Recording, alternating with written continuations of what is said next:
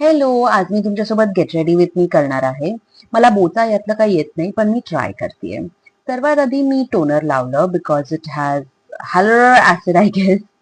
माझ्या आईने जबरदस्ती करून हे घेऊन दिलं होतं अँड माइंड यू या थोबड्यासाठी हे प्रोडक्ट खूपच महाग आहे. नेक्स्ट आपल्या अवकादीनुसार आणलेलं सनस्क्रीन लावतेय. एकच ड्रॉप. डॉक्टर बोलते 4 ड्रॉप, पण आपण घेतो एकच ड्रॉप. त्यानंतर मी रंगोली बनवते माझ्या फेसवरती बिकॉज सनस्क्रीन सगळीकडे लागलं पाहिजे. आणि बघा कशी गरीबासारखी चोळतीये थोबाडाला प्रोडक्ट, कारण ते वेस्ट नाही झालं पाहिजे गाईज. अशा प्रकारे अख्खा सनस्क्रीन स्किन मध्ये मुरवून थोडासा चुतिया डान्स करत मी लावणार आहे आयलायनर. मी कॉलेज पासून या लॅक्मेच्या आयलायनर पासून मूव ऑन नाही झाली आहे.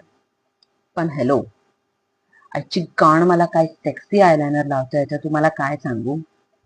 यात तरी मी खूप थिन लावलंय कारण मला कुठे असं जायचं नव्हतं खास. But I can do better. Next परत अवकातीच्या बाहेर जाऊन आणलेलं मस्कारा. हा मस्कारा मॅजिकल आहे, तुम्हाला कळेल डिफरन्स. चोत हगली हगली इग्नोर. पण तुम्ही आता फरक बघा. दिसला दिसला आता दिसला है ना. Next is blush.